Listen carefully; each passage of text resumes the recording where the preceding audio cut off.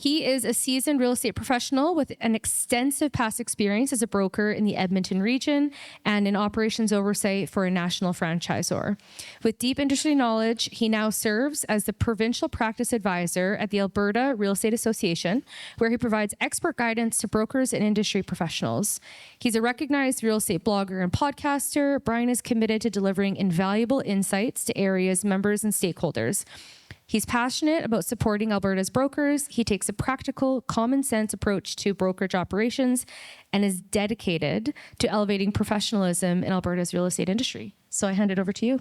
Well, thank you very much. I always wonder who that guy is. Whenever people read out a bio like that, I'm like, that guy sounds awesome. I wonder who that is. I'm a firm believer that an expert is just a regular fella from another town. So we're just gonna have a good time. We're gonna talk about some stuff. You guys are gonna ask some questions. I'm gonna try and give answers. I'll throw out a caveat in the beginning. This is not legal advice. I am not a lawyer. If you want to rely on anything that I say, you can either check it with AI or you can contact the lawyer. Apparently, they're both the same now. Any lawyers in the room? I'm sorry. I'm the Managing Director of Practice and Learning at the Alberta Real Estate Association. That's a fancy way of saying that I'm the center hub of the wheel when it comes to all things that are practice related through all the things that the Alberta Real Estate Association does. That's forms and practice, that's rules, that's professional development, all that type of stuff. And if you're a broker in the room, you will probably have called me with a hair on fire question at some point, and hopefully I was able to help along the way. I want to talk a little bit about area, a very small amount, and then we're going to get to the good stuff. First things first, this is our 4 strategic pillars. Essentially, these are the 4, I'm not going to go through it all, but these are the 4 things that area has identified as being the main things that we are supporting our members with. That's advocating, so that's with government and advocating in situations where people have an imbalance of power. That's elevating the industry through professionalism, through professional rules enforcement, et cetera. Supporting the industry, that's primarily around this idea of providing services and tools and things that are going to help you out, and I'll show you a couple of those. And lastly, ensuring that our financial stability and financial stewardship meets your high standards, because at the end of the day, we cannot spend a dollar without taking it out of your pocket. Thank you very much for doing what you do, and we'll keep doing what we do. Hold us to account, by the way. One of the programs that Area offers, if you have not found out about it yet, is that you can scan this QR code, but you can save 6 cents a liter at Shell. And Shell recently changed their program. This is Shell stations all across the country. They recently changed their program. So if you're in the Scotiabank and Scene Points infrastructure, I believe that's fairly popular now, their program now elevates itself to 16 cents a liter in savings. So that's pretty significant, 16 cents a liter in value over that whole infrastructure. So you have to be kind of part of the club in order to get that additional benefit, but it's a pretty good way to go. Some of you may have received a text message or an email from our Area Wireless team in the past week or so. If you're part of the Area Wireless program, we have been able to successfully renegotiate our contract with Rogers as the largest corporate client in Rogers Canada.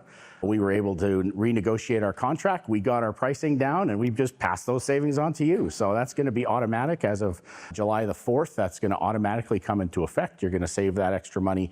But if you are not yet on the Area Wireless program, fantastic new packages coming on July the 4th. So we can't sign you up today, but you can always reach out to us, and we can connect you on July the 4th to the new programs.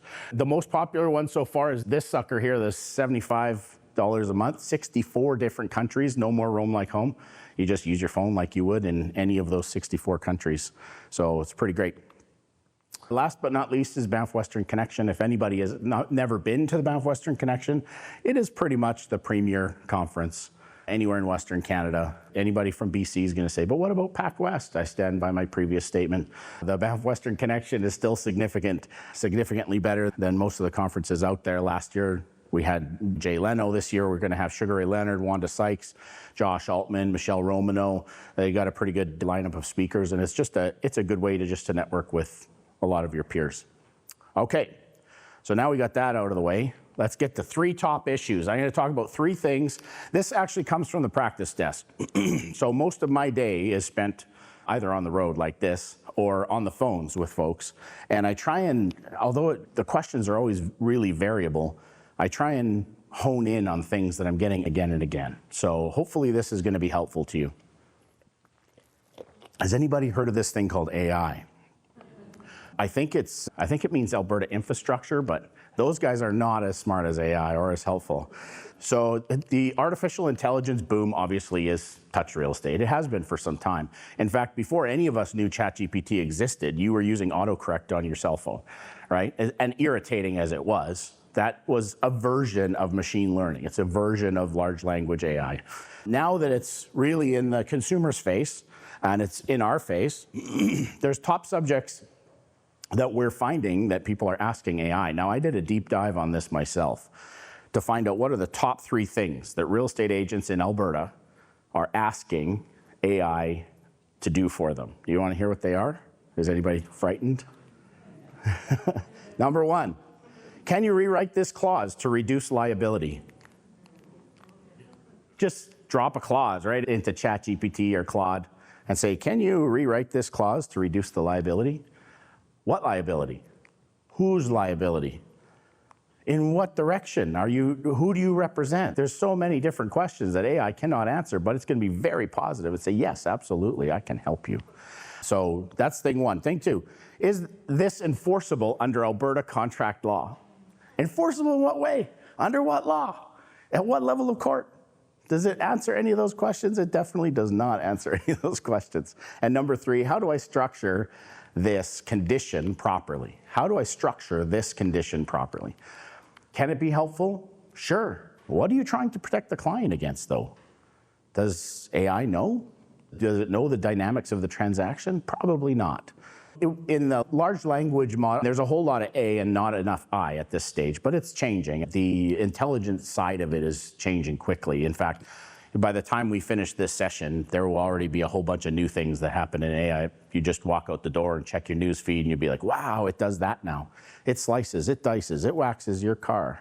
This is the important thing to understand when it comes to AIs. It's not quite there. You need to know enough about your subject in order to know whether it's right or wrong. So you have to remain the professional. One other thing that has really raised itself recently, and the government has taken notice of this, is the confidentiality issues. As most, if not maybe all, of the current large language models, AI models out there are American. Their servers are American, they're housed in the US, all of their computing capability for the most part is happening on US soil. So the Privacy Commission actually takes a little bit of a questionable stance on this. So I actually pulled this. This is from one of the more popular ones known as ChatGPT. You've probably heard about that. This is from their end user license agreement, also known as the ULI for people who know what that is. And I just highlighted a couple of things just so you can see. So basically it talks about the content. So anybody, by the way, anybody ever read the ULA on anything? You scroll, I agree, I accept. Are you certain that you still own your property? Are you certain you still have all of your children, they still belong to you?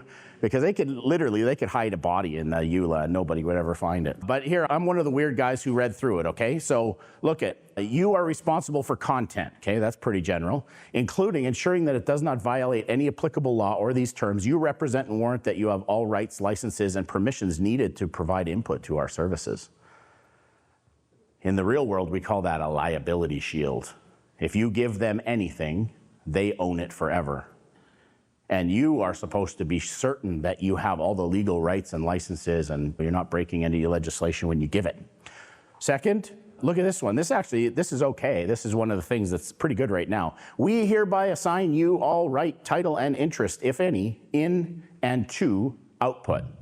So that means you give us your stuff. We own it forever. We can use it in whatever way we want. That's what it says in this next clause.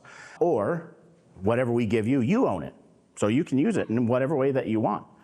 That's essentially what they're saying. So that goes that way for you, but that also goes that way for everybody else. So if you give them all your stuff and it turns it into something else, hands it to somebody else, for example, they just maybe took your awesome new patent idea. Our use of content so if we just go through this, I just carved it because it's a bit complicated of a sentence, but it says, we may use content to provide services. That's pretty generic, right? How will they use your content? To provide services. What services? Whatever they want. Okay? So once you put it in, you can't get it back. They own it. And once you put it in, they can output it in any way that they want. So this is something that you just need to be aware of. This is not a fear-mongering session. There's no police waiting outside the doors or something. The point is that you just have to be thinking about what you're putting into it. It's simple, it's convenient. They're designing it that way because they're using your data to train the model. That's the whole point. The reason why it's free, by the way, nothing's ever free. Is Facebook free? It's never free. They're taking your data, right? So I think we all have decided that as a social contract, we're okay with that now. And I think AI is the same. You're giving them the stuff, and they're giving you back some stuff. There's this exchange. We think it's free, but they're using your data and your prompts and everything to train their models and advertise to you. So let's just think about it. It's not altruistic. That it's not trying to make a wonderful, wide, wonderful world. They're trying to design their product around your content.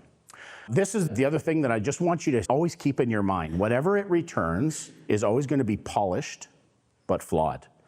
In what way is it going to be flawed? You can answer, it's okay. I know I have the microphone, but in what way is it flawed? Garbage in, garbage out. Oh, garbage in, garbage out? Over-exaggerated, sure. You see a lot of repetition, but there's a million different answers to that question because you don't know how many different ways it can be flawed, right?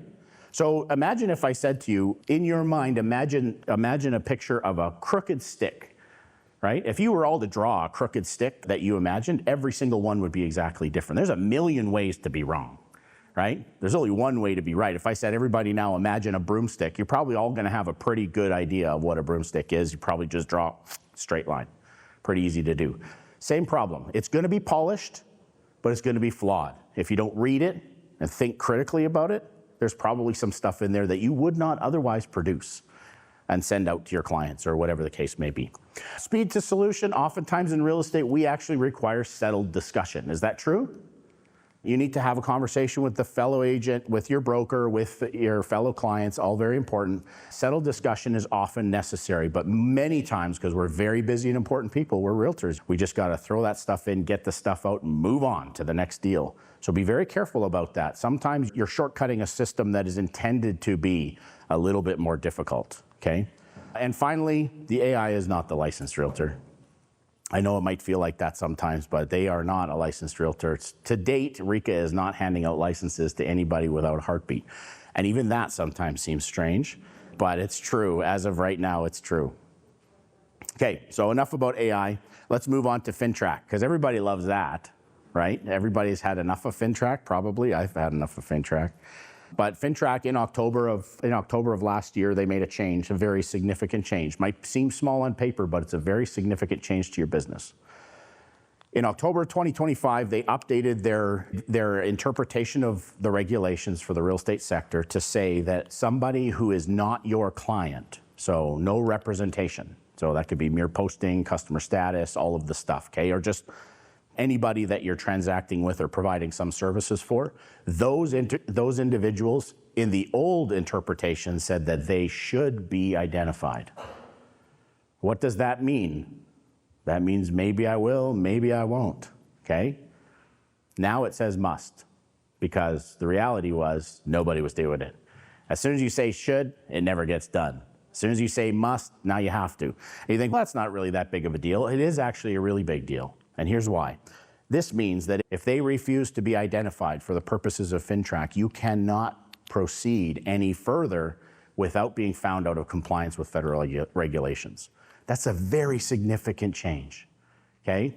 Additionally, as soon as you identify somebody, the regulations say that you now have a business relationship with them. So that promotes a whole bunch of new other issues because now you have to monitor that business relationship for as much as 5 years. So don't shoot the messenger. I'm not from FinTrack, okay? So That includes commercial. yes, it includes commercial, but not leasing. So leasing is exempted from the FinTrack regime. So it's only on disposal. So that's a very important thing.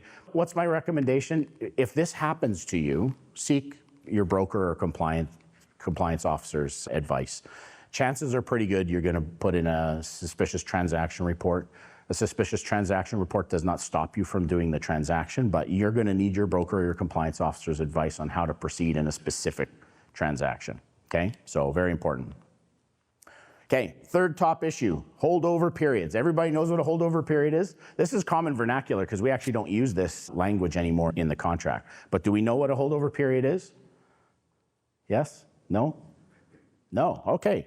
Okay, a holdover period is a holdover, not a handcuff. Here's the idea. When you have, there's a little dash in your contract that says, if after this agreement ends, you go and enter into another contract to purchase within the blank period of time, then you owe us money. Now, I'm being very broad and dynamic in my wording, but that's the idea of the holdback period. There's this period of time after the property expires or is conditionally terminated where the holdover period will actually protect your fee.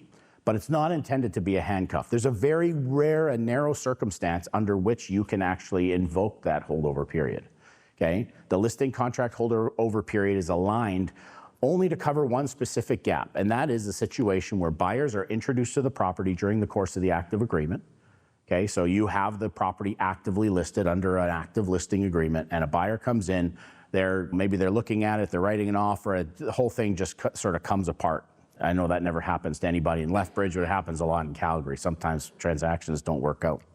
So the buyer was introduced to the property in that situation, and then the contract ends, okay?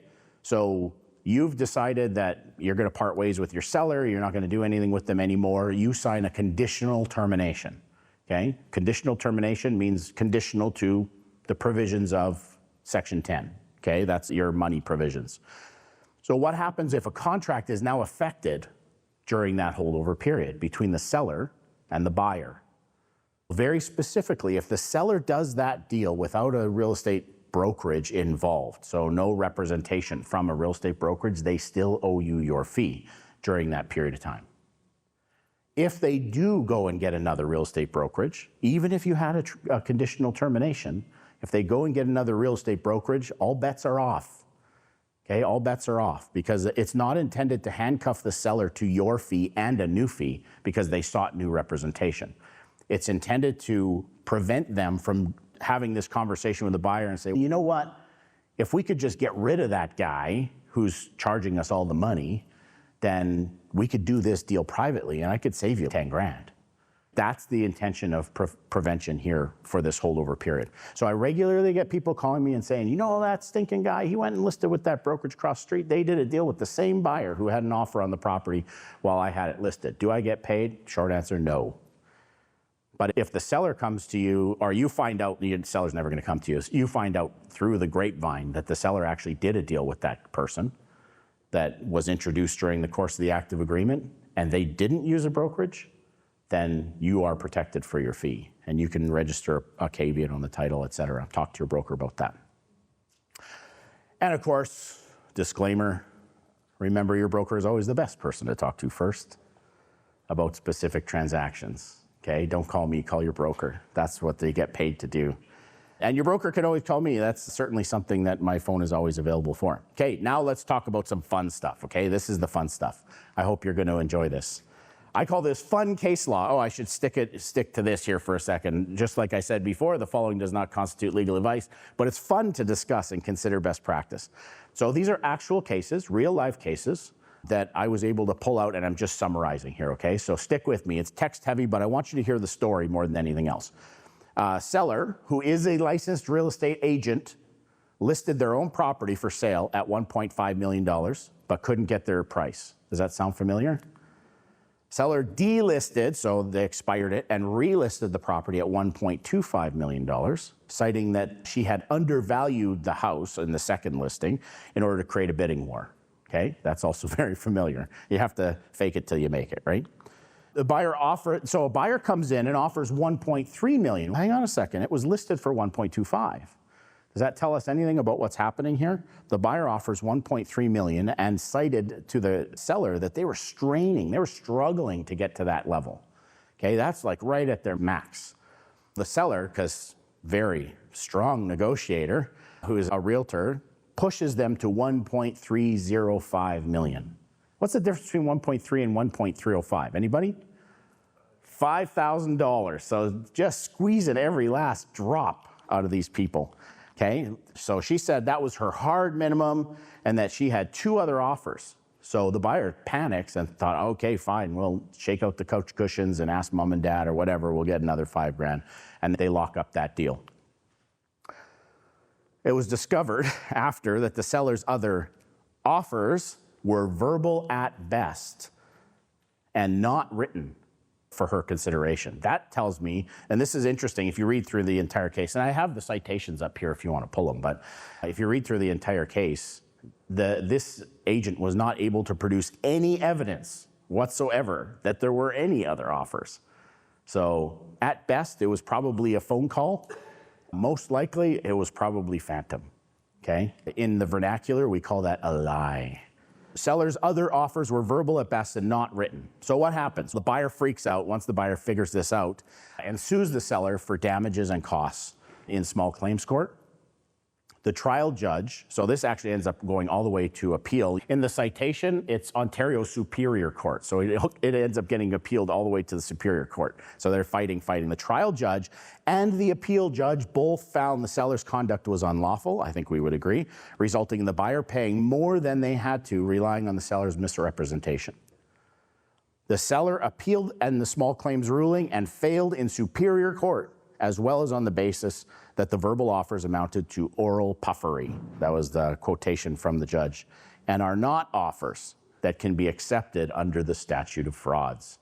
So who wants to guess the result? What was the result? Does this judge sound annoyed?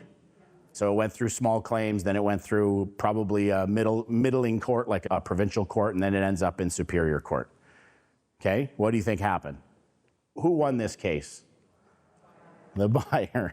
The court ruled that the seller was guilty of negligent misrepresentation. So not fraudulent, which I'm surprised about. I think if I was the judge, I probably would have gone a little more harsh, but negligent misrepresentation. The trial judge determined that the findings of the trial judge were right and just, all the way back to the original court ruling. And the buyer was awarded $28,600 plus $3,000 in costs. So I think that was probably a very lenient judgment in this particular case. I think fraudulent misrepresentation probably would have been closer to what I would have done, but they haven't made me a judge yet. I've asked, they just won't do it. Here's another one. This is another one that comes out of Superior Court in Ontario. Buyer and seller enter into a binding unconditional agreement for $1.45 million, February 15th of 2022. Follow the dates. This gets really important, okay? Closing date, I'm getting your brain working because I want you guys to have some really great questions. Closing date was set for April the 28th, 2022. The seller was willing and able to sell the property or close on the property on April the 28th, but the buyer could not close. Does that ever happen here? Sometimes happens, right? So you can relate. At the buyer's request, the seller agreed to 2 extensions of the closing. First one was on May the 5th, so they extended to May the 5th. And they couldn't close on May the 5th. So they extended again to May the 27th. On May the 26th, the buyer's agent informed the seller that they would not be able to close. So original closing date, April 28th, couldn't close until May 26th. They finally told them that they can't close. What happens? The buyer claims that they had a house to sell which did not close. So they were selling a house in order to buy this one, and due to the financing, and that's why they could not complete. So interesting enough that there was no financing condition. The seller sued the buyer for damages, which of course they would, and the buyer cross-claimed the buyer's brokerage. Hey, it wasn't me, it was my agent. It was my brokerage. Those dirty rascals, go after those guys. They're claiming that the brokerage did not properly advise. The seller was relying on the sale. This is where it gets ugly, and this is the type of thing that happens. The seller was relying on the sale in order to move to Texas. They had taken a new job already. They were moving to a whole nother country, a deep south state, could not sell the property, and eventually did end up selling the property for $350,000 less than originally this original contract was for. The courts found none of the accusations of the buyer made towards the brokerage were founded, and that the brokerage had provided their services in line with their agreement, advising properly on financing conditions and sale of buyer's property conditions in the buyer's own language. This was a language thing as well. The buyer chose no conditions. How does the judge know this? Tell me. They have some sort of notes. They got text messages, emails. They might have taken actual notes, right? Sitting at the Tim Hortons, they made some notes inside the file jacket or what. I don't know how modern people do it. That's how old people do it. They just write some stuff inside the file jacket, whatever it is. They have some notes. They were able to demonstrate to the court that the brokerage had provided that level of advice and the buyer had chosen no conditions. So even though they tried to throw the brokerage under the bus, didn't work. What was the resulting judgment? Anybody want to guess? Hey? Nobody wants to say. It's hard to say for sure. The court awarded the seller a revised quantum. Now this judge, if you read this summary judgment, that judge was actually ticked off. You could read it just in their words. The court awards the seller a revised quantum, including price differential, carrying costs, repairs to the property for the new buyer, and living expenses in Texas converted to Canadian dollars. The buyer was ordered to pay $386,460.60 to the seller, and the claim against the brokerage was dropped, and they never got the property. They never bought the property. They still had to pay $386,000 and change. But the key thing there, folks, is the claim against the brokerage was dropped. Would that have been the same if there were no notes? If there was no evidence that brokerage, that agent had done their job? That would have been a very different result. Am I wrong? All right. One more. Let's come to Alberta this time. This is King's Bench. This is Alberta King's Bench. Seller listed the property with the real estate brokerage, consisting of a shop filled with tools and equipment. That happens all the time, right? The buyer added to the chattels, and this is in quotations because this actually comes out of the case, everything in the shop, including the compressor, saw table, dust sucker, etc. That's actually was written right in the chattels. Everything in the shop, including the compressor, saw table, and dust sucker, etc. That's pretty good terminology, right? So basically everything, anything that's there, we just put etc. on it, and that should protect us all, right? I wonder if ChatGPT generated that one. And so the offer was for $825,000. It was written on an area contract and digitally signed. Okay, so the seller was not intending to leave everything in the shop, etc. And the agents went back and forth by text message, sorting out the chattels, trying to figure out what are you going to leave, what are you not going to leave. Okay, the revised version included only compressor, saw table, dust sucker. By the way, I don't know what a dust sucker is, but it's probably not as fun as it sounds. This was signed and initialed by the seller. Okay, follow the bouncing ball now. The buyer's agent gets this contract back, and they add in there, just scribble in there, saw and saw table. Remember, the previous version that the seller signs says compressor, saw table, and dust sucker. The buyer's agent scribbles in there, saw and saw table. Put a little V and then add some stuff. Told the buyer it was just a clarification. Had the buyer initial it, send it back to the seller. Do we have a deal? Ooh, the buyer thought that the deal was done and delivered the deposit. Because it's just a clarification. So they deliver the deposit, the buyer's agent panics because they're not getting anything back from the seller. The buyer's agent panics and starts pushing the seller's agent. Hey, where's that initial? Where's that initial? Where's that initial? The seller's agent goes back to the seller, and the seller says, I'm not even 100% sure what they're talking about. What saw are they talking about? This is a shop filled with tools, right? What do you mean saw and saw table? What are you talking about? So they're seeking clarity from the buyer and the buyer's agent. The seller did not end up initialing the change, and another offer came in, which the seller subsequently accepted. During this back and forth time, figuring out the saw issue, another offer comes. And the seller's, that's a way better offer, and these people are irritating me. So they sign that one.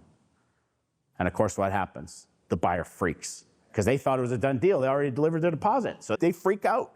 They're like, are you people crazy? We already bought that property. You said thus and so, and we were operating on your good nature, okay? So despite the small clarification, and of course, they registered a purchaser's caveat on the title. What does that do? That provokes a problem, right? So now you got to go to a court and say, hey, we got this caveat we want struck. So what was the final result of this one? Anybody? What do we think? Do we have a deal or we don't have a deal? Hey, I see some heads shaking. Yeah, we probably don't have a deal. What did the judge do? The judge found that the area contract clearly establishes when legal obligations begin. And the threshold was not met to call this a contract. The court ordered that the caveat be struck, plus a new trial for compensation. That means buyer number one, who actually never turned into a buyer, but those people who filed that claim, they filed essentially a nuisance claim. And the judge said, there are some costs and compensation involved here because you people are idiots. So we're gonna send that back to trial to determine compensation. So somebody's gonna pay. That trial hasn't happened yet, but somebody's gonna pay for that inconvenience because this actually caused the sellers some struggle. When do legal obligations begin according to the area purchase contract? When the parties agree, 4 elements, okay, I'm gonna count them out. When the parties agree, when both parties sign, when all changes have been initialed, what's number 4? When it's been legally communicated to the other side. Okay, let's take it one step farther. What's legal communication?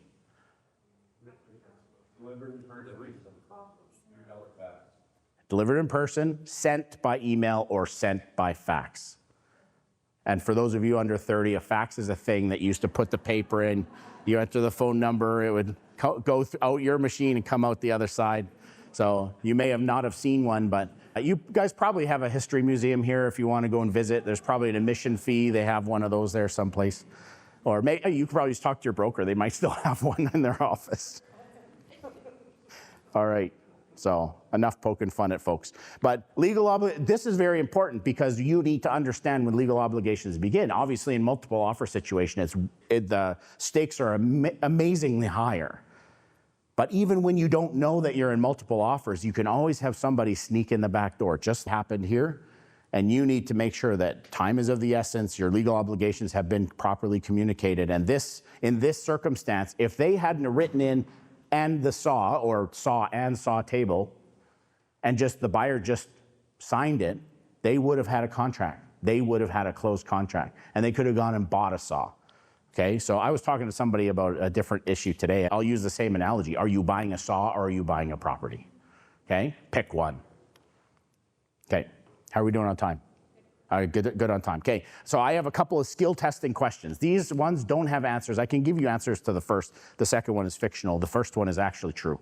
Okay, so you market a brand new listing in a rural subdivision. It's a unique solid log construction home, beautiful home, recently renovated, stunning modern standard. Exactly what you would expect from a magazine, okay? You know that the property is unique and you feel very confident that you're gonna find a buyer for it. Only 6 days into the listing, a good offer comes in. It's conditioned on financing and inspection, and after a short negotiation, the parties sign the contract for nearly list price, very close to list price. During the following weekend, so now you're pending, right? We call that pending. During the following weekend, you receive a call from a fellow realtor, Amy, who has a buyer for the property and wants to view it. Of course, when you speak to the seller, says, yeah, sure. Seller, they can go and look at it if they want, as long as they know it's a backup offer. So you disclose to the buyer on the seller's instruction that there is a current offer on the property, but they can go and view it if they wanted to write a backup offer. Amy shows her buyer, and they write an offer that afternoon, knowing that it would be a backup offer. Amy's clients are willing to pay full list price for that property. They also have several conditions, financing, inspection, etc. The seller agrees to that contract. They think that's actually really great. And if the first one doesn't go, second one will go, right? Backup offers can be very helpful. So the seller agrees to it and they accept this contract, communicating back and forth. This is a backup offer. Everybody knows it's a backup offer. Okay, so the buyer ends up making the corrections. Their agent sends it over to the seller's agent. A seller's agent throws it into DocuSign, gets it all signed up, sends it back to the buyer's agent. In your haste, the contract got signed by all the parties, but there was no seller's condition indicating that it was a backup offer. So what do? You panic. You're like, hey, Amy, you remember we had that conversation 100 times. It's a backup offer. Let me get an amendment. I'm gonna get my guy to sign it. I'm gonna send it over to you, get your guy to sign it, and we're back in the position where we all know that we're supposed to be. So you quickly realize your error, you get an amendment signed quickly by the seller, you flash it over to the buyer's agent, crickets. Nothing. Buyer number 2 goes and chats with their lawyer, chats with a couple of their friends. Instead of sending back a signed amendment, sends back a signed waiver of conditions. Yeah. It's how all the brokers in the room can feel the pain. So what has happened now? What do we have in this situation? So now we have a buyer who's pending, right? They're still doing their due diligence. They have their inspection booked for tomorrow. They're working through the financing. They still think they're first on that contract and there's no competition. You have a seller who does not yet know that they already sold the property to somebody else. So they were aware of this fact that there was this missing backup offer situation, but they didn't know that it never got signed. So now you have a signed contract, it's firm, second buyer's already firm on that transaction. Does anybody want to know how it turned out? Yeah, of course.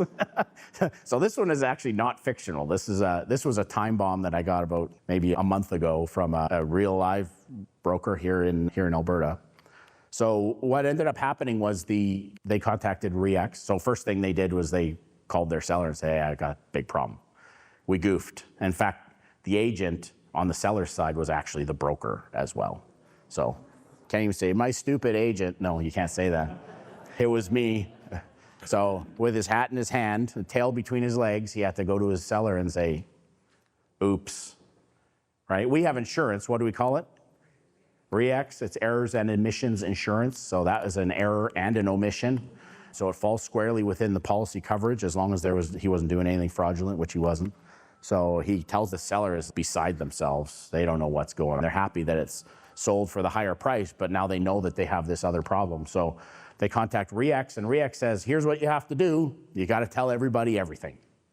So they had to call the buyer's brokerage, buyer number 1's brokerage and agent, and they had to talk to their buyer. They had to tell their seller. Everybody has to know the whole situation, air out all the dirty laundry, and then everybody has to go get separate independent legal counsel. As soon as they got legal counsel, what happened? Buyer number 2 registered a purchaser's caveat on the seller's property because they have a firm contract. They want to make sure that they're going to close and they want priority on the title. Buyer number 1 removed their conditions and registered a purchaser's caveat on the title. The seller calls their lawyer and says, how do we sell this property? Because I have to move. And the lawyer says, you might want to delay your plans 3 to 5 years. Because by the time we get a docket and we hear this case, it's going to be a problem. It turns out to be a happy ending. Here's what happened. I don't know if it was REAX's lawyers or if it was the seller's lawyer, but they had basically sent harshly worded letters to all the parties saying, nobody's going to be able to buy this property. Neither buyer nor the seller can sell. This thing is locked up until we have a judge hear it. Buyer number 2 thought they were in like Flynn. They ended up bailing out. So they got a mutual general release from the seller saying, we don't want to go through litigation. We need a place to live. We can't stick it out. So they just bailed. They got out clean. So it was a dirty deal to start with, and I think they knew that. And they just got out clean, signed a mutual general release. What if they had not done that? What if they decided, I'm going to fight for it? It's beautiful, very unique home, right? Log home, totally renovated, exactly where I want it to be. What do? What has to happen? Nobody can sell, the seller can't sell, nobody can buy, nobody can move in. That whole transaction is in lockdown until a judge can hear it and sort out the mess. That's essentially what would have otherwise happened. A very tiny mistake, just an oops, right? Moving too fast, sent it through DocuSign, got it all signed up. Oh, shoot, forgot that one thing. So we always say it's not a problem until it's a problem. That's a problem, okay? So what would you do in that situation? You call your broker and you say, have you ever been a co-defendant before? Actually, in this case, REAX would have been really good. By the way, so now I'm just going to go off on a little bit of a rabbit trail. If I was the buyer's agent, buyer number 1, and we're still conditional, I wouldn't have instructed them to remove their conditions. No, because I got a giant hammer now. I go to that buyer and I say, hey, Mr. or Mrs. Buyer, could you find another property? How about if we get a $30,000 gift certificate for your next property? How about that? Because now you could start the negotiations. I don't know what it would end up with, but for sure, the seller and buyer number two have a vested interest in getting rid of you clean, right? Or maybe REACT would have, I don't know. So this is being recorded, so I can't say what I think would have happened. All right. All right, is that fun? Should we do another one? Yeah? It's interesting. Oh, I think we want to get a mic, right? Do we want to give a mic? I think we're being recorded, so.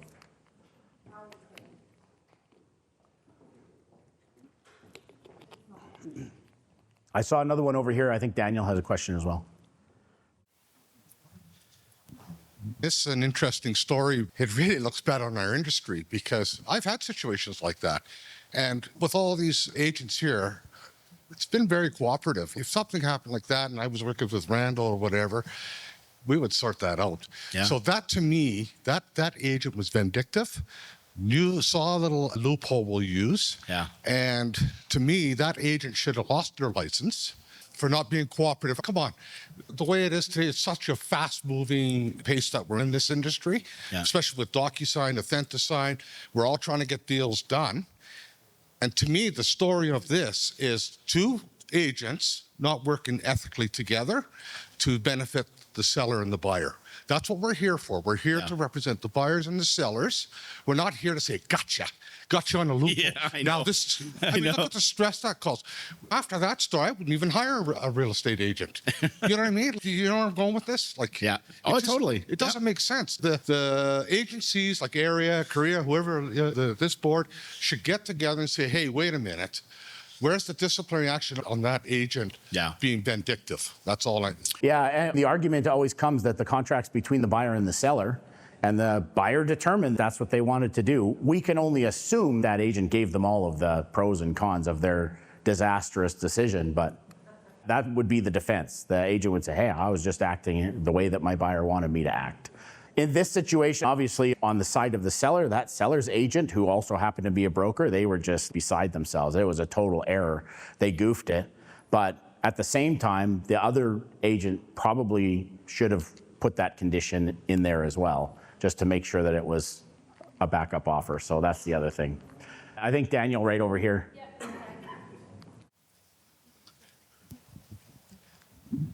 Thanks. So I just wanted to hypothetically ask a question. Suppose I was representing buyer number one. We still haven't waived. We could go to the buyer and the seller and say, hey, we'll non-waive if you give us compensation. That could be a valid option. Yeah, exactly. Yeah. You can always ask. There's no obligation for them to do that. But if they want that transaction to move forward and they were sufficiently motivated, yeah, for sure. And it would be your situation to ask, because that may be in the best interest of the buyer. So to have a chat with your buyer. In this particular case, the buyer talked to their lawyer. The lawyer's like, oh, you got to get those conditions off. I was like, I don't know if that was the best advice, but that's the way that the lawyer, probably because he knew it would be tied up for 5 years in litigation and all those paychecks would be coming in, Okay. Yeah, but for sure, yeah. Okay, let's do another one, and then we're gonna go to questions. Skill testing question number 2. Okay, this is actually fictional but very real. So this is so for real, but this is entirely fictional. I'm not basing this on an actual situation. Top producing agent Tom, we all know Tom, okay? We all know that top producing agent Tom just listed a gorgeous home in a desirable neighborhood built in 1992, but completely renovated to modern finishings. There was a small issue about 5 years ago where some water seeped into the basement from a vertical foundation crack, but the sellers provided a repair invoice from a reputable company showing a lifetime warranty on the repair. The price is sharp, and in this market, it won't last long. So they start social media marketing of the home a couple weeks in advance of loading the listing on the MLS system. Sure enough, a buyer surfaces. We're gonna poke all the holes in a second. Sure enough, a buyer surfaces who is keen to write an offer before it hits the market. So Tom shows the property, and right there on the granite island, writes an offer under transaction brokerage with this buyer. The seller's surprised, very surprised to learn that the buyer is so interested in the property that they wrote an offer right there in the showing, and the offer is very strong. Tom tells the seller that he thinks he can convince the buyer that the price is right and that they should just go unconditional, full list price, unconditional, or otherwise they're going to miss out. Tom remembers about the crack issue at the last minute and shows the buyer the invoice stating that this is the only issue that they've ever had. The property is in mint condition. Okay, big sales tactic. The buyer is impressed by Tom's transparency about the crack and convinced to change their offer to unconditional. 2 weeks after closing, the buyer discovers that during renovations, a load-bearing wall was removed, causing the roof to start sagging, as well as a house full of poly B, which the buyer thought was PEX. What are the problems in this scenario? Hey, what are the problems? Shout it out. Tom. Check mark. Top grade, yeah. Yeah, Tom is a busy and important realtor, right? He's made a couple of mistakes. Okay, what other things? What other things is going on here? Marketing in advance. Yeah, what policy does that fall under? It's the Realtor Cooperation Policy, CREA's Realtor Cooperation Policy. So that's not allowed. Tom's not allowed to do that. So there's a violation there. What else? They were with contract about even having a seller's contract because it's so far ahead. Yeah, potentially, yeah. He's put them in transaction brokerage.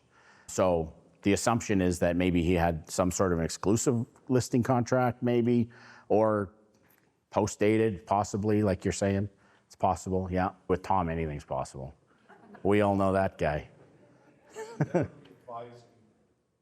buyers to waive commissions. Yeah, for sure. When we talk about transaction brokerage, you have to act in an even-handed, unbiased manner. Was Tom working on behalf of the buyer? Who was he favoring? He went and had a conversation with the seller about, I think I can get this guy to blah, blah, blah, right? Are you crazy? You can't do that. If you're transaction brokerage, you're working for the transaction. You're not working for either party. Do we see anything else in here? No disclosure, like disclosure statement. Yeah, right? Yeah, the disclosure really should also be in the contract. But in this case, he caught it at the last minute and said, hey, we also had this thing. There's something about his statement, though, around that crack. What's that? It's the only issue that they've ever had. This property is in mint condition. Is that a representation? Hey, if Dave Deleron was in this room, he'd be running for the exit right now, because that's the kind of thing that drives those insurers crazy. You cannot make a representation like that. You don't own the house. You've never owned the house. You've never lived there, and you only know what you know.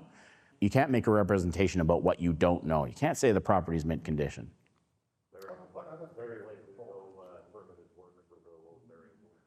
Yeah, almost certainly. Yeah. And remember, Tom's a busy, long-time agent. He probably should have clocked a couple of these things. I'm going to talk about that in a second.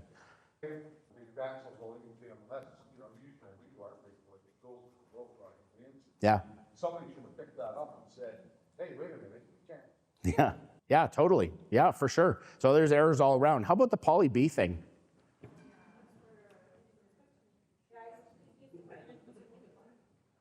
Inspection condition would have helped, right?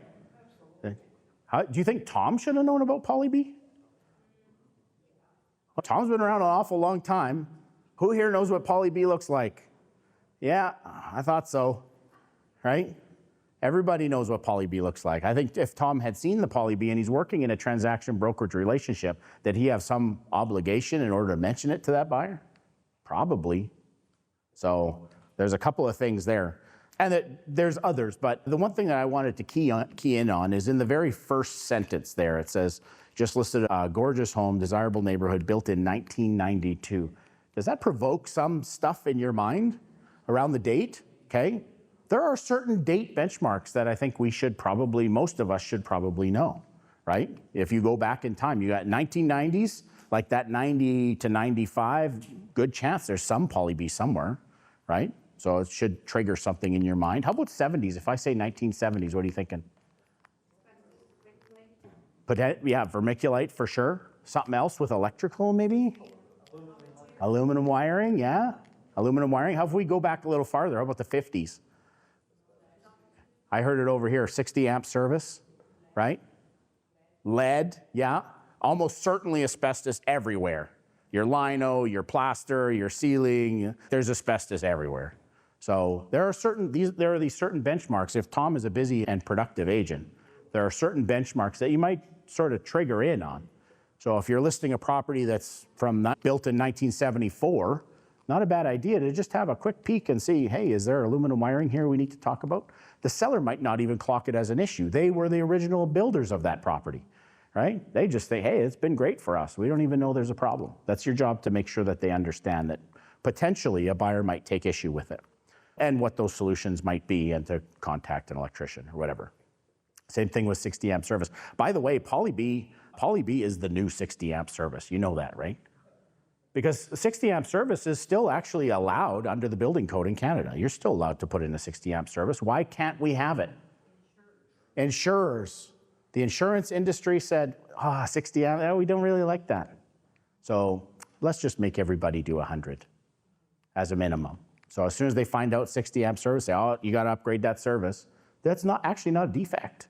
Okay, Poly B arguably maybe is a little bit on a different level, but the reason why Poly B has been raised to a new sort of heightened level is not because there's all these failures all across the country, lots of insurance claims. It's because the insurance industry said, it's about time to clean up the Poly B. So if there's Poly B, we're not going to insure it unless you remediate. That's the way they're doing now, okay? Yeah, radon is another one. Actually, radon's even tougher to figure out because radon you can't really tell unless you have long-term testing done and over a period of multiple years. Like it's a different kind of a beast as well. So we just need, your job is not to be the expert on all of these things. Your job is to at least be able to clock. Hang on a second, something about, I'm looking in the rafters of a 1930s home and I see these little knobs with these frayed wires. That might be an issue, right? We should talk to an electrician. Like those types of things are things that you should be able to clock for your buyer or even for your seller if you're walking through the house before they're listing it. Okay, if anybody has any, we're gonna go straight to questions, but this is just a quick plug for additional advice, additional resources on our website, albertarealtor.ca. I have a blog and I have 2 podcasts. So if anybody's interested in getting additional advice or searching our database of resources, I write prolifically. I write exactly the way I speak. There's no AI involved. It's just me and a keyboard. I just basically brain dump and then we publish. There's lots of weird and wild junk that goes in there, but they have given me free rein to just continue to publish that stuff. So some of it is comedic. All right, let's hit the questions. I like to call Stump the Chump. Okay, first question. Is Poly B considered a material latent defect? So I'm not going to channel my inner REAX because REAX would say always, yeah, 100%, yeah, you got to deal with that. I don't believe it actually raises to the legal level of a material latent defect. Remember what material latent defect means. Material means major, latent means hidden. Okay, so there's actually 3 elements for a mandatory legal disclosure. Major, hidden, and known. Known. Okay? So known, material, and latent. That's the requirement. If you know about it and it's hidden and it's major, you have to disclose it. Doesn't matter. You can't keep secrets. You just got to disclose it. So it says, hey, we know that I would just want you to know that the basement floods every spring, but it's okay because it's easy to clean up. Okay? As soon as you know it, what are you going to do? Sorry, I got to tell everybody now. Okay, now that I know about it, it's a known material latent defect. In fact, the same requirement under the law falls to the seller. The seller would have to tell you, and you would have to tell everybody. Okay, that's the kind of thing that we're talking about. When we talk about, I want to just make a quick flip here because we changed the definition of a material latent defect in both the listing contract and the purchase contract at the beginning of last year, I believe. So now it says that a material latent defect means a defect that is not discoverable, or I'm just freewheeling now, not discoverable through reasonable inspection, and that may be, it used to say may be dangerous for human habitation. It doesn't say that anymore. Now it says may affect the use or value of the property. use or value of the property, okay? Why did we do that? That makes it way more broad now, right? What can affect the use or value of a property? Lots of things, especially the value, okay? So I don't have any slides here about stigma, but if you have to list the murder house, does that affect the value? Probably. That has nothing to do with the house, but there's a perceived value in the neighborhood, right? So does it affect the value? Yeah. Do you have to disclose it then? According to the plain reading of the contract, you do. So the question comes back to Poly B. I want to circle it back so we don't go too far on the rabbit trail. If we circle it back to Poly B, so is Poly B known? Yeah, we should all know. That's a professional required. Is it material? Probably, maybe, okay? Is it hidden? It's not hidden. But does it affect the use or value of the property? It technically doesn't, but by perception, maybe. So how do you handle a defect like that? Are you mandatory required to disclose? Like you shout it from the rooftops? No. Okay, I would suggest no. Should you disclose it? Absolutely, 100 times over. If you call your broker and say, should I disclose that? Your broker should always say, yes, you should disclose that. Okay? They're gonna come up with this problem, right? They're gonna have this issue down the road, especially if you have an unsophisticated buyer who does not know. They don't know what Poly B is.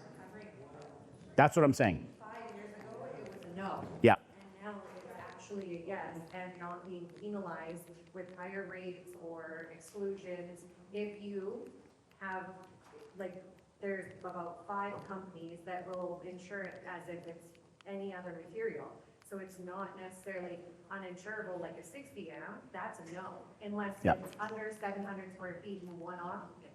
There's a There are a handful of insurers that will do Poly B without any premium adjustment or riders. Most of the ones that I've seen in the major centers, they will say you either have to remediate within 90 days or you're going to pay an additional premium, and your Poly B rider will be capped at a certain amount. So you're covered if there's a Poly B damage event, but you're capped at whatever, 25,000 or whatever, because it's all their actuarial tables. If you think about Poly B, I wrote an article on this if somebody wants to do a deep dive into Poly B, but all their actuarial tables are based on the amount of risk that they're going to absorb based on this particular loss, right? So if you look at that, if Poly B started coming in Canada, say around the 90 to 95, let's say on the outside range, 95, okay? The average age of a Poly B piping system is like 25 to 30 years. So where are we at? In 2026, we're like beyond the average expected life of Poly B anyways. The average expected life of copper, we all know copper's been around forever and ever. The average expected life of copper is 50 years. Okay, so we're already on the outside of it. That's why insurance companies are saying, this probably should be remediated. So most Poly B, through my research, most Poly B has actually been installed properly in Alberta. So there was lots of errors in storage, errors in connections and things like that in other parts of the country and even in the US. But Poly B is one of those things that in Alberta, we actually had very few events. So based on the number of homes that have it, we have very few insurance claims in Canada. But now the insurance companies are saying, it's time to start moving it out. So, oh yeah, for sure. Yeah, it was cheap and easy way to plumb a mobile home in the factory. It's super simple. No soldering, no nothing. And of course, when copper prices were high, Poly B was all the rage, right? So copper prices have come back down some, so it's a little bit better. Sorry, that was a long way around. That's the okay. answer. And we're going to stay on the Poly B topic because we're here. Oh, exciting. And this is a clarification. Is an agent required to disclose Poly B if they're facilitating a transaction and they are in a customer relationship status with the buyer? So it's the same question asked a different way. So if it was a material latent defect, known material latent defect, then absolutely yes. Have we determined that it's a known material latent defect? I'm not convinced. So if you have a customer, not a client, a customer, this I think is what the question is. Yes, basically does the difference of the agency relationship affect disclosure responsibilities? Yeah, 100%. 100%. So if you're remember what your disclosure responsibilities are, right? So if you are representing a client, whose best interests are you looking out for? Yours to get the deal done? Your client's best interest, right? So if you are in a representation relationship with a buyer, What is in the buyer's best interest? To know about something you know about or to not know about something that you know about? Don't think anybody's going to argue with me on that point, right? You have to tell them. So if you're walking through the house and you're like, ugh, Poly B. And they say, what's Poly B? And then you launch into a dissertation, or just send them my article. That would be fine too. But you can explain it to them and say, it's probably going to have some remediation costs. You may struggle to get insurance, you may not, but these are the types of things you need to know about. You can consult a plumber. By the way, in this circumstance, I just hate saying this in a room filled with people who is being recorded, but most of the time when they consult a plumber, what's in the plumber's best interest? Full remediation, right? So they say, hello, certified plumber. I'm considering buying a house that has Poly B. Do you think we should change it? They're going to say, yeah, absolutely. Let me send you a quote. The reality is, at some point in the future, the Poly B is going to have to be remediated. So if you point it out to your buyer and you go into negotiations, you say, hey, Mr. Seller, you know you got Poly B. You knew that when you listed it. And they'll say something like, we factored that into the price when we listed it. Okay, you can say that, but the buyer's going to have to do something. They're going to have to get some cash out of their pocket or pay an additional premium for insurance or whatever the thing is. So let's work that out. But if they know about it up front, then you can deal with that through negotiation. If they don't know about it up front because you're like, I don't want to say anything because it'll kill the deal and this is the perfect house for it, then they're going to find out later, either through the inspector or at a dinner party when somebody goes downstairs to get an extra bag of ice and goes, Poly B. Then they're going to call you up, what's Poly B?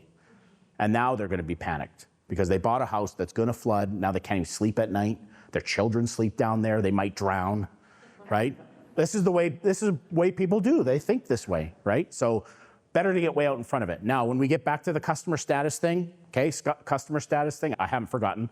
If you have no representation, you're not obligated to give them to work for their best interest, especially in a circumstance where you're actually working for a seller, let's say, okay, for their best interest. Do you have to disclose it? Do you have to disclose it? Okay, a poll of the people, do we disclose it? We disclose it? We don't disclose it? We have only one vote for each, so we're in dead heat. Is it in your seller's best? So now in my scenario, you working for the seller and the buyer's a customer. Okay, is it in the seller's best interest to disclose the Poly B to the buyer? I had a seller at Poly B at the 11th hour, 59 minutes, the bank said, we saw that there was a Poly B, we're not going to give you the mortgage. Yeah. Is it in the best interest of the seller to make sure that the buyer understands that there's Poly B? Yeah, it really is. I think it's pretty hard to argue that in the big scheme of things, it's a hard situation to hide, for one, and for another, there will be a perception, a ramification that you are hiding that and you're probably hiding other stuff. So is it in the best interest of the seller? Yeah, from the standpoint of goodwill and for closing that transaction. You got to get way out in front of it.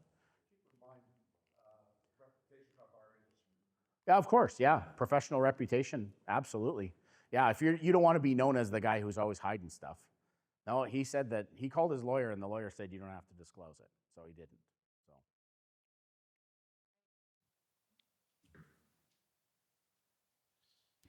Thoughts on title insurance in lieu of RPR and compliance letter?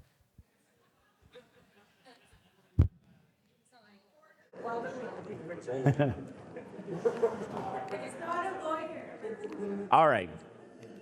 What I lack in knowledge, I make up for in opinion. So, okay, title insurance in lieu of an RPR.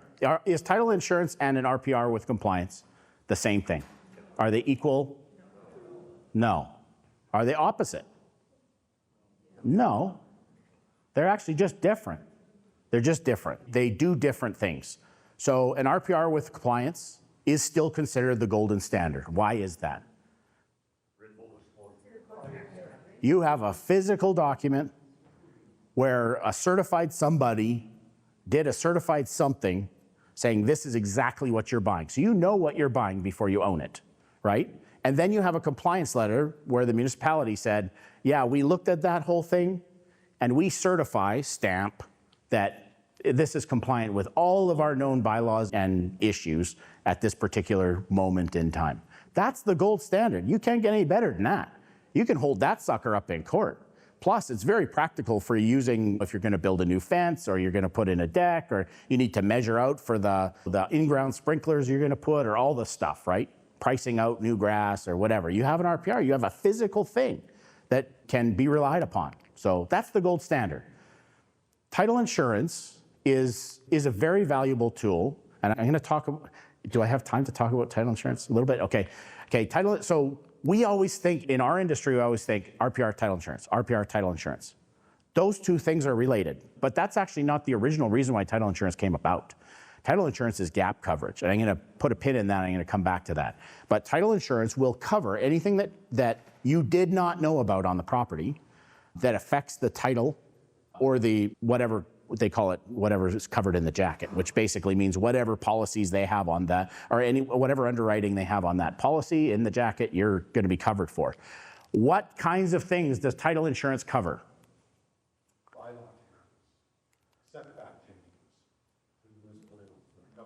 We can start naming them. There we go. Depends on the policy. Is there one kind of title insurance? No. Is there one title insurance provider? No. Is there one title insurance cost? No. Is there one title insurance underwriter? No. It's a product. RPR, only one way to do it, right? The standards, manual of standards of practice for the Appraisal Institute. There's only one way. They've decided this is the way, and we're going to certify it this way. Title insurance, many ways. So essentially what they're saying is we're going to cover you for a bunch of stuff. Now there are some common ones, okay? So if there was an easement or an encroachment you didn't know about, and there's actually a requirement to remediate, that's, by the way, that's a policy consideration. So if you find out that you go to build your, this is actually, I got to back up a second. I was a presenter for the Legal Education Society of Alberta conference in Banff this year. They had me come and present on a bunch of issues. One of the things that we had a good chat about was this title insurance, what's not covered by title insurance. They actually had a presentation from a title insurance company that said, these are all the things we don't cover. It was a very odd presentation, I thought, to make to lawyers. But one of the things that they don't cover is this, okay? You buy a property, it has no garage. Okay, and the buyer says, oh, there's lots of room in the backyard. We're going to build a garage back there. You say, oh, great. So they go and they get a title insurance policy because they had no RPR to start with, and it's just way easier and cheaper. So they get a title insurance policy. And then they go to build the garage, and the city says, oh, no, you can't build a garage there, sorry. So why not? There's an easement there, and there's utility right of way, and there's, if you push that garage back off the utility right of way, then your coverage of the lot is too much for municipal bylaws. We won't give you a variance. They say, oh, that's stupid. So they call a title insurance company and say, hey, I can't build a garage. Am I covered? What do they say? No, because there's no requirement to build a garage. There wasn't a garage when you bought it. So title insurance does nothing for you. They're not going to move all the utility lines and easements, right? So we have to remember that title insurance is insurance. It is not intended to replace an RPR. Never was intended that way. It's intended to cover any losses of active claims against the property that you didn't know about and are covered in the policy. Okay, so it's not a catch-all, and I know that lots of lawyers and certainly title insurance policies want you to understand that it's a catch-all. Here's the reason why it's so valuable, okay? Title insurance is cheaper, it's easier, and it can be done without a realtor. It's done right at the closing table, so you don't really have to do anything. And it does double duty. So what do I mean by double duty? You have gap coverage and you have RPR coverage. Okay, so lenders will allow title insurance instead of an RPR, in lieu of an RPR. They will allow that for you to get a mortgage. Why is that? Because it'll cover them and it'll cover potentially you, depending on the policy that you get. But they would still prefer an RPR, but they'll allow a title insurance policy. But what's the gap? What's gap coverage? Have you ever heard of the Western Conveyancing Protocol? Okay, Western Conveyancing Protocol is the way they close transactions in Alberta because land titles is terrible. Okay, land titles office is what now? 50 days? Something like that? Okay, our contract says, our former contract, I think we just made that change, but the contract says that you'll be able to get registration of land titles before you pay the mortgage, before you pay the purchase price. Is that possible? It's impossible. the whole industry would grind to a halt. So what they do is they came up with this, what's called Western Conveyancing Protocol, where the lawyer and the lender and the land titles office basically all agree to trust conditions to say, okay, you send us the money and we'll hold it in trust and we're gonna file for a registration at titles, and then we will guarantee that once we have the money and the transfer of title happens, then we'll apply the mortgage and we'll register the KVIT and all the things. Okay, so it's basically like, for lack of a better term, it's like a Mexican standoff. Somebody's got to shoot first, right? They're all pointing guns at each other. So the idea here is we'll allow that thing to close in the gap while we're waiting for title and land titles to actually do what they're supposed to do. Western Conveyancing Protocol is cheap. It's actually free, and it's easy to use for most lawyers. And that's why it came up, because they were battling against the land titles issue, the title insurance issue. Title insurance covers the same gap. Okay, title insurance, you pay your $200 or $300 to cover that gap. You can use it as a gap coverage for closing. There is almost zero risk because every title is backed by the Alberta government. So that's the reason why policies are so cheap and they last forever. So they add a bunch of additional features into it. The reason why it ends up being double duty is because the guy who ends up getting title insurance in lieu of an RPR, that title insurance is already going to cover gap because that's what it was designed to do. So now they don't have to go through the Western Conveyancing Protocol. They just apply the same title insurance policy that you got for the RPR, and now they can close a transaction. Okay? That's the reason why it's become so popular. It is not a replacement of an RPR. You're not doing your sellers or your buyers a good service if you're telling them just get title insurance. You need to explain to them that the RPR is something very different. I'm going to give you an example. This happened in Edson, true story. Okay, now in some municipalities, there's just no surveyors. So in order to get an RPR is $3,500.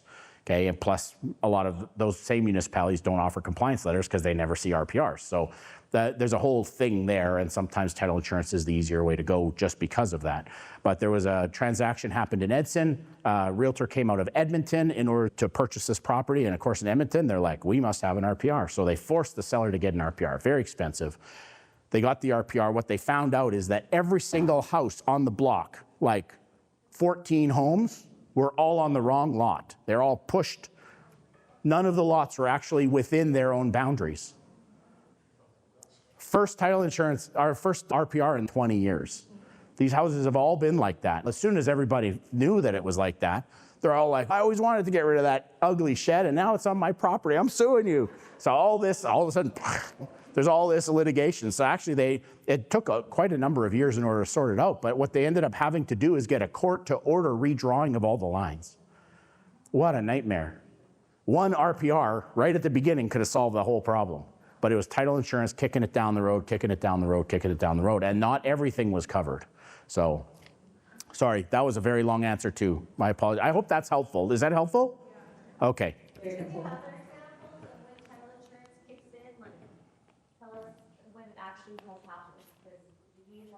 When it actually helps? Oh yeah, I can give two. Am I okay for time? I'm very conscious of the time. I can actually give two, one sort of serious one and one less serious. So the less serious one was a driveway coming down. It was actually a fairly new construction property. They transacted on the lot plan and a title insurance policy because the industry was buzzing and they were trying to move these brand new construction properties. So the buyer agreed to transact on just the plot plan, so the plot survey plan, not an actual RPR, because the RPR wouldn't have helped at the moment when the property was constructed, and they did title insurance. So after the driveway was poured, there was a huge driveway, triple car garage came down to the front street, and it went like that. And there's like this, the driveway comes down and then it does like that, right? So it fits into the cul-de-sac and makes it look a lot nicer. Unfortunately, when they ended up going back and having that property listed, they went and got an RPR and found out, ooh, that little part, that's on somebody else's property. That's not on our property, it crosses the line. So now they had a problem. Do you go and get an encroachment agreement for 4 inches of concrete? Or do you cut it out? What do you do? So ultimately what ended up happening is they called title insurance, and title insurance says, oh yeah, no problem, we'll figure it out. So the idea was either they're going to cut it out or they're going to get an encroachment agreement.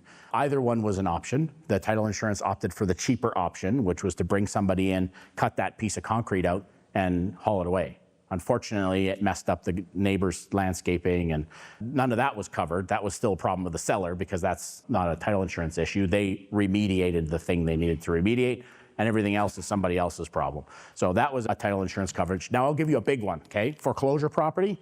Foreclosure property sold, and it had a title insurance policy on it, and of course, nobody knows anything about foreclosures, right? So it's as is, where is. The court is not making any representations. Nobody knows anything about it. Nice young lady buys the property. It ends up being perfect for her. She owns it for 3 or 4 years, decides she's going to sell it, gets an RPR. The RPR shows that the carport is hanging into the neighbor's property. The deck is too big for municipal compliance. The one of the fences was like 2 meters into the neighbor's property on the other side, fairly big lots. So there's a whole bunch of issues, tons of different things. So there's probably 10 or 12 different issues. So she's freaking out because she's a young person, doesn't have that kind of money, doesn't know what to do. The realtor says, didn't you get title insurance? I think it was a foreclosure.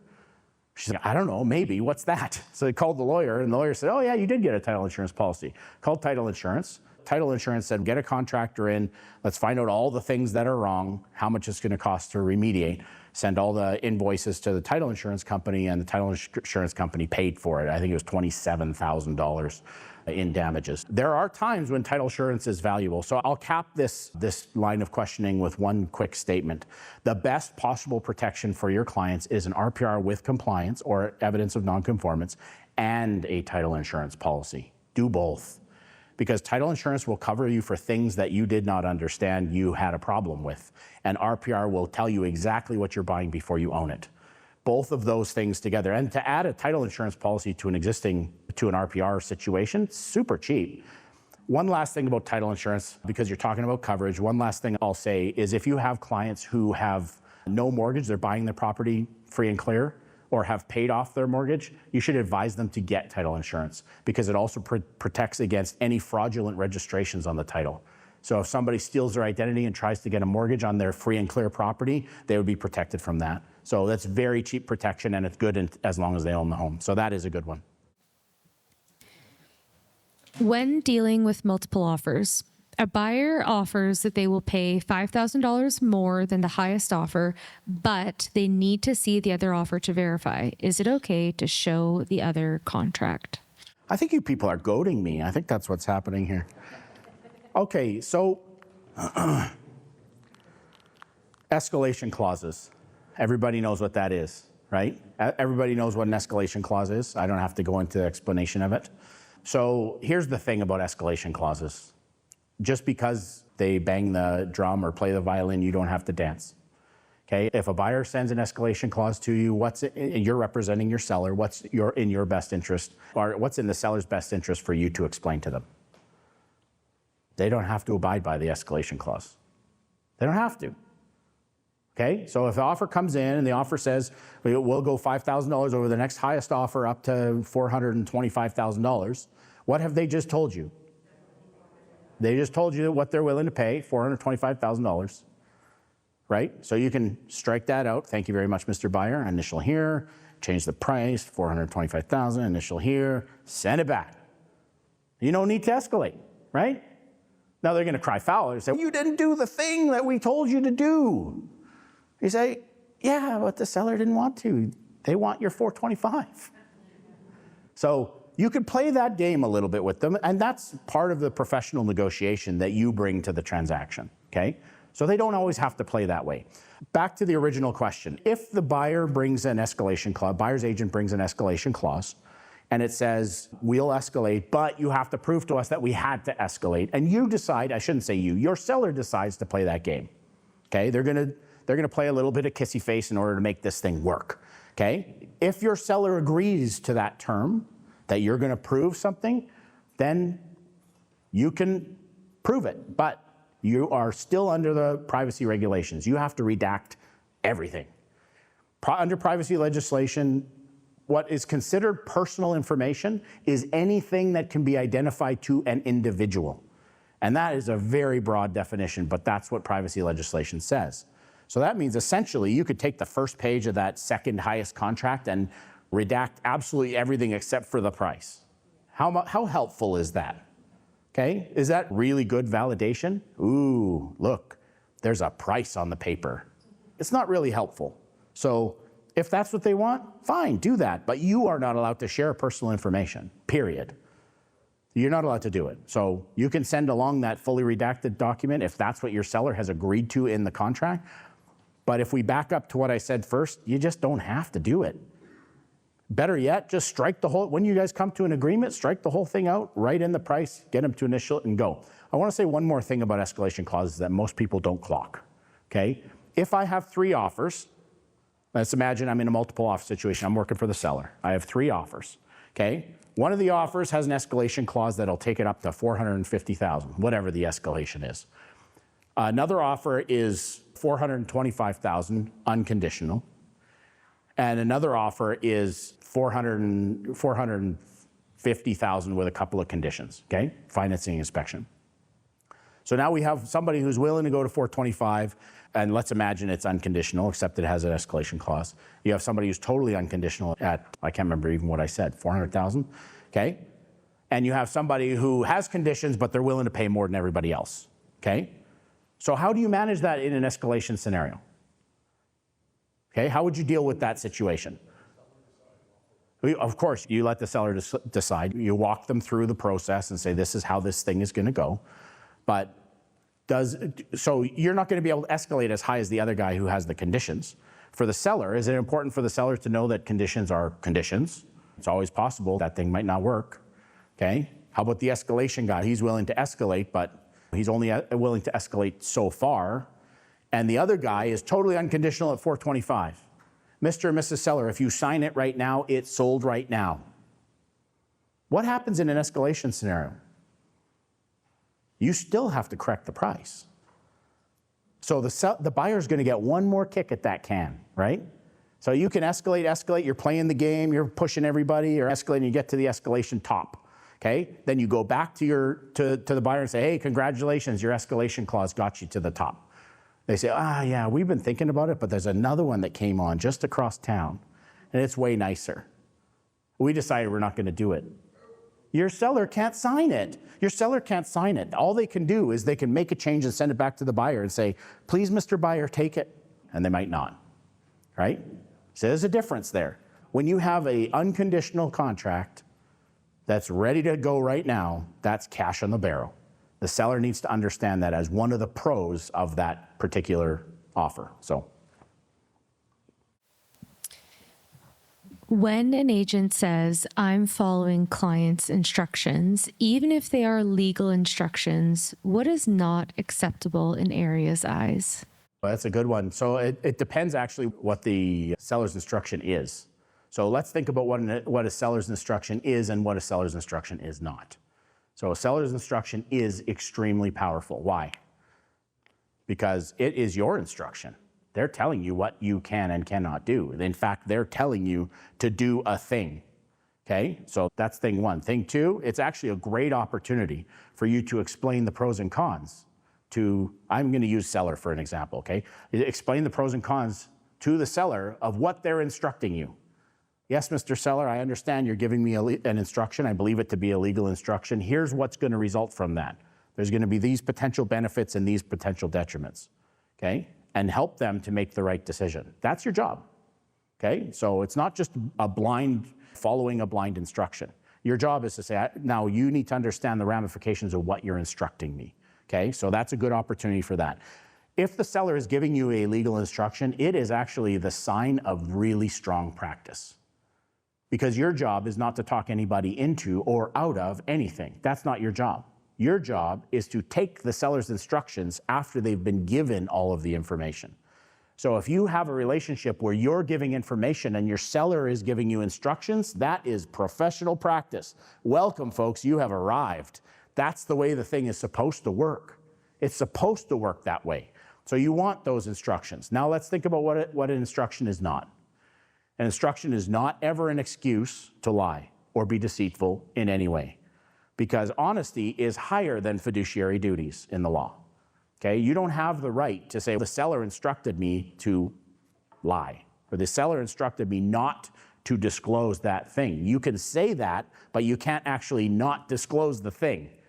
Does that make sense? If it's a material latent defect, for example, and the seller says, you can't tell anybody about that, you say, then we have one of two options. I either disobey your instruction because I'm obligated by the law, or we end our relationship and you find somebody else. Those are our only two options now, okay? So a seller's instruction is never an ability or a right to lie or be deceitful in any way. Seller's instruction cannot instruct you around the MLS rules or Realtor Code. They can't, okay? You have a higher obligation to the Realtor Code under your licensing requirements through RECA, and you have a requirement to the MLS rules. In fact, we codified this, it's always been true, but we codified it now in the listing contract. Under the MLS listing services section, in that contract now it says, you understand, Mr. and Mrs. Seller, that this, by accessing the MLS system, it's a privilege, by accessing the MLS system, you understand that we have certain obligations to our rules and professional standards. So they can't instruct you around the rules. They never could. Why is that? Because MLS is not a public service. It's not offered by the government. We own it. Congratulations, folks, you own an MLS service. So MLS is a private service, it's privileged, and if people want to access it, they play by the rules. That's the way that works, okay? Can you repeat that 2 more times? Very important. I deal with it all the time where a broker calls me and says, and they break the MLS rule, but I have the lawful instruction. The RECA says you have to follow lawful instruction with your client. One thing that pisses me off more than anything is when a seasoned broker tells me. Yeah, so if you have, by the way, if you have lawful instructions from the client, then you should have that in writing in your file, because you'll never be able to defend yourself otherwise. But they can never instruct you around MLS protocols, okay? The MLS system, so I'm gonna just do a little bit of deep dive for Stan's sake, okay? The MLS system is privileged, it's private, you can only access it by talking to a realtor and getting them to put it in. That's one of the pillars of the MLS system. Why is that? Because we own it. It's ours. By the way, the courts also can't instruct that that property must be listed in the MLS system. They can't do that. They can't force access to the MLS system. Why? Because it's private. Even the courts don't have that kind of authority. They can't force people into the MLS system. They also are supposed to be abiding by the MLS rules. So if you want access to that very privileged system where you get 60 million unique visitors every single month to Realtor.ca and multiple other sites, DDFs and IDXs and VOWs all around the world, if you want access to that very privileged, high-powered system, then you need to play by the same rules as everybody else. Why? Because we all own it together. Everybody here cooperates in the MLS system. Let's not forget that the MLS is not a website. The MLS is not a database.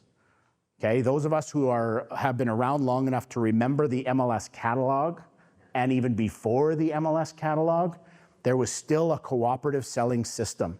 The multiple listing service was one broker talking to another broker saying, we have listings, you have buyers, you have listings, we have buyers. Let's work together for the benefit of both of our clients and we'll secure our compensation together. That's the cooperative selling system.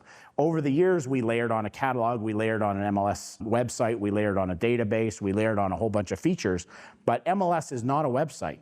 MLS is a cooperative selling system that you all own and participate in, and those network effects help to raise the profile of the MLS system, okay? The MLS cooperative selling system is one of the core reasons why people call you to list their properties. That's one of the core reasons. If you don't believe that, you need to go back to the basics, okay? Let's talk about network effects. I'm sorry, these answers are really, they're taking me a long time. Let's talk about core network effects just for a second, okay? Here's the core network effect. The seller calls you because they want access to the MLS system. How do they get it? They have to go through a realtor. Okay, so they could choose any realtor, that's okay, any member in good standing, but they call you because they want access to the MLS system. Why do they want access to the MLS system? There's a million websites out there. Why do they want access to that one? Because of the profile. Millions and millions of buyers are looking every single day. So it's the single best way. Over 90% of all residential properties in our entire country, in Canada, are sold through the MLS system. It's a massive juggernaut of marketing performance. So there's no question about it. Just give me 1 second. I need to lose my train of thought. So when we're talking about this network effect, you have a seller calls you because they want access to the MLS system. They want access to the MLS system because they know buyers are looking there, right? Why are buyers looking there? What do they believe about the MLS system? That's where all the houses are, right? You look on the MLS because that's where all the properties are. Are they right? Not entirely, but mostly, right? There's some office exclusive things, and now with the realtor cooperation policy, it's really clamped down on a lot of that stuff. But the reason why buyers are looking is because they believe that's where all the listings are, and the reasons why sellers are listing is because they believe that's where all the buyers are. If we try and break that system because of a seller's instruction or a buyer's instruction, you've actually short-circuited the network effects that actually benefit your entire business and our entire industry. Network effects are the reason why this thing works and has worked for over 100 years. It's cooperative selling system. We have to not ever lose the cooperative side of the selling system. Get it? We all play by the same rules, otherwise the game's not fun. If we all started playing a game of Monopoly, but we each chose our own rules that we like and the ones that we don't like, then the game's not very fun, right? We all operate in the same rule set. We all have fun. Go for it. HonestTour.com. Yes. Every sale is on there perpetually. Yes. What's up with that? It's actually available now to everybody. So there was a ruling that came down from the tribunal from... So how is that? My sale is on here, but not on Realtor.ca. That's a decision of the board. So your board operates your own MLS system, but Realtor.ca, there are some provinces that are publishing sales to Realtor.ca. It's possible now to do that. The competition tribunal required that as one of their rulings. So it's possible to do that. Alberta boards have made the decision not to do that for various and sundry reasons. We also don't post pendings for the same reason. And that's actually a very deep discussion. So Kathy could probably help you out with some of it, but the long and the short of it is there's a possibility to do it. Now through Pillar 9, for example, you can buy a sold data feed. You're allowed to now. They offer it, it's expensive, and there are lots of provisions that come along with it. But if you want to put sold data on your website, you're allowed to do that. It's just one of those things that was forced upon us. I don't think we want to probably talk about the competition tribunal, but you guys are really going to be put to sleep. That could be another session. Yeah. Okay, some rapid fire questions. How should members approach selecting the proper property type when a listing could reasonably fit more than one category, such as agribusiness versus country residential? Yeah, the rural residential and rural categories, or in the MLS system, we call it agribusiness and country residential.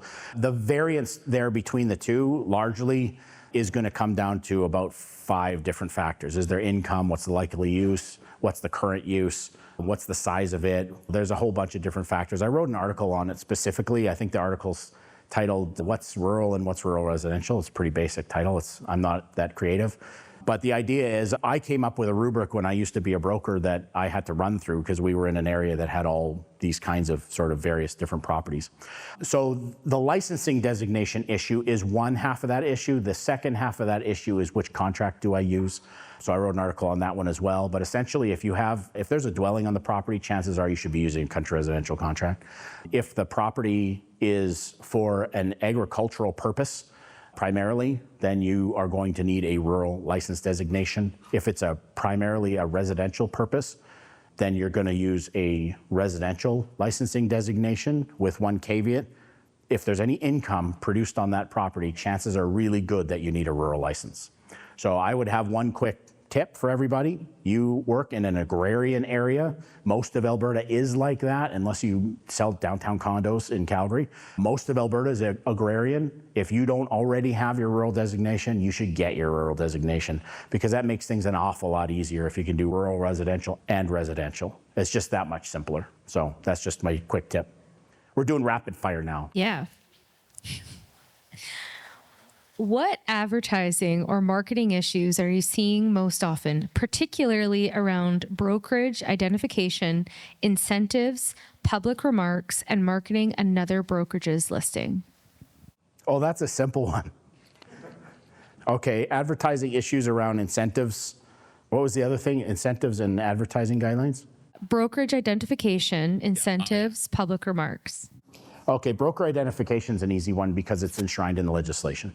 The legislation says that if you advertise, by the way, trading in real estate is defined in our act. in the Real Estate Act of Alberta. Trading or to trade actually is clearly defined in our act. One of the things that's defined in the act is advertising and marketing a property that you don't own. So marketing and advertising in Alberta, not in all provinces, but in Alberta, it's a trade in real estate. If you're marketing and advertising a property you don't own. So that means if you're marketing and advertising and it's a trade, then you can only trade on behalf of your brokerage. Full stop. So that means every piece of advertising must have your brokerage name on it. And the provision of the act is that the brokerage name must be clearly indicated. What does clearly indicated mean? I'm glad you asked, because Rika wrote a 75-page guideline book to tell you what clearly indicated means. It's a guideline, it's not legislated, and they have a hard time enforcing on it, but the core understanding is that your brokerage name is required by legislation when you trade in real estate. That means any marketing and advertising, and that brokerage name must be clearly indicated. The legislation does not say that you, Tom Smith, have to be clearly indicated. It doesn't even say that your name has to be on it at all, because only the brokerage trades. I'm assuming you probably want to advertise your name, so if you're going to advertise your name, fill your boots. But your brokerage name must be there. Your name may be there. Okay, so that's around the advertising, the brokerage representation of that advertising. Okay, so your brokerage always has to be dominant. Also, across all of the different spectrums of advertising, doesn't matter if it's a flyer or a billboard or a social media post, same rules apply. There are no exceptions. So if you're posting on Facebook, on your Facebook business page, you better have your brokerage name on every single post, because your brokerage name is required for that advertising and marketing. I want to circle back around to incentives, because that was also part of the question. What is a brokerage incentive? A brokerage incentive is something that is intended to attract business to the brokerage. Okay, so what does that amount to? How about offering like my page and share with 3 friends and be entered into a draw for $50 a spa gift card? Is that an incentive? It's an incentive, right? The intention is that you're trying to attract business to the brokerage. How about if you do a gift basket at a silent auction, you put a bunch of your swag in there with your ABC Realty beer koozie thing, right? Everybody has this kind of stuff they put into a basket, they donate it for a silent auction for some charity. Is that an incentive? It really isn't an incentive, right? When you think about it, are you attracting business to the brokerage? You might not even be there. You're just like, here, help the kids, right? Take my stuff. So that's less likely to be considered an incentive. Now, what if you're standing there at a booth at the silent auction with your banner behind you and you're taking business cards? Now it's an incentive. So if you're trying to figure out what's an incentive and an inducement and what those rules are, you have to talk to your broker. Your broker is the one who's going to have to defend your decision. So why do we care if it's a brokerage incentive? Because if it's an incentive, the brokerage has to pay for it, the brokerage has to offer it, and it has to be available to all clients or members of the brokerage. Okay, so there's a lot of gray area in there, and let your broker figure out exactly how to manage it. But ultimately, somebody is going to call and say, she's doing the gift card thing on the Facebook again. So Rika is going to investigate and you're going to get a fine. Okay, so just don't do it unless your broker has approved it. By the way, according to the legislation, all advertising has to be approved by the broker. Sorry, Tyrell. Where do you see the most common preparedness gaps in newer agents, and what areas of education or mentorship would make the biggest difference? I would say continuously the biggest gap for new agents is a thorough use of the purchase contract. They continue to struggle there. And it's not because they're not well trained in the program, licensing program, it's because they actually don't care so much about that part while they're doing their education. They only start to care about it when they need to turn their education into dollars. And then they're like, oh yeah, what am I supposed to do with that thing? My strong recommendation, I don't know how many new agents are here or how many brokers who hire new agents are here. My strong recommendation has always been when you onboard a brand new agent, you need to do a very simple exercise. It's something that I always did. And if you don't have a broker who wants to do it with you, then do it for yourself. You print off a copy of the exclusive buyer rep agreement, a copy of the exclusive seller rep agreement, a copy of the residential purchase contract. You take a pen in your hand and use it as a crowbar to pry out all the things in those documents that you don't understand while you're reading it, because that may be the one and only time in the next 10 years you're going to read it all the way through. Read it all the way through, scribble stuff in the margin, write yourself little notes, question marks, circle things, And then you go and sit down with your broker or an experienced realtor and have them explain each of those things to you because you actually read it through. And then what I used to do when I was a broker is I'd turn those, after we've gone through that iterative process, I'd turn that whole thing around and then I'd present it back to that new agent as though they were my client. This is how I walk through these sections. This is how I explain each of these sections. That simple process is probably a 2, maybe 3 hours total. The contracts are written in plain language. They're not hard to understand. They're actually written to a 6th grade standard for reading, so it's not hard to figure out. Once you go through that process, that will be probably the single greatest thing you could do for yourself, even as an experienced agent, for a refresh. By the way, who has read through the entire purchase contract in the last 2 years? End to end. Good for you, folks. Good for you. And the rest of you, you are the only truthful ones in the room. Thank you very much for that. So here's the reality, okay? That purchase contract is where you live and move. That's your entire business. You need to know it inside and outside. And if you haven't read it through in the past 2 years, there's been multiple changes in the past 2 years. I think we've done at least 5 updates to the purchase contract in the last 2 years. So you need to read it through because there's stuff in there that you didn't know. And I get brokers who call me and they say, yeah, that's actually in there? I say, yeah, that's in there. When did you guys sneak that in there? 2007. Hello? When's the last time you read it? So take the time. I know you probably, most of you won't. You'll be like, that guy was nice. And then you go back to doing what you were doing before. But please take the time, just read them through. So I'm going to finish this off. This is the last question that we're going to have time for. Are you going to be sticking around for a few after this? I'm happy to stay, yeah. So if there's any unanswered questions, please feel free to stick around and get them answered after. But we're going to close out with this one. What continuing education topics would be most valuable for members right now in order to improve professionalism, contract knowledge, and day-to-day practice, besides listening to your podcast? So I can't do the shameless plug. I would say professional development. So maybe I'll just use the opportunity just to plug our new mandatory course that's coming. We haven't announced it, but you folks are getting a sneak peek. The Professional Development Committee has approved and started work on the new 2026 mandatory course. It's called Contracts, Precision, Professionalism, and Practice. And basically it takes the top 10 things that everybody struggles with and breaks them down in very simple terms and explains these are the issues, this is how you have to deal with it, and primarily around purchase contracts. I would suggest that as soon as that sucker comes out, it's probably going to be, I would say, September, October. As soon as it launches, take it. It's going to be to your benefit. Don't, like 70% of our membership does the mandatory course in the last week before it's due. Don't be one of those people. You're going to benefit significantly from that course. As soon as it comes out, take that course. That's my gift to you. Thank you. We are going to do a quick draw for those gas cards, but we want to thank you, Bryan, for your time today and for educating us. We are better humans for it.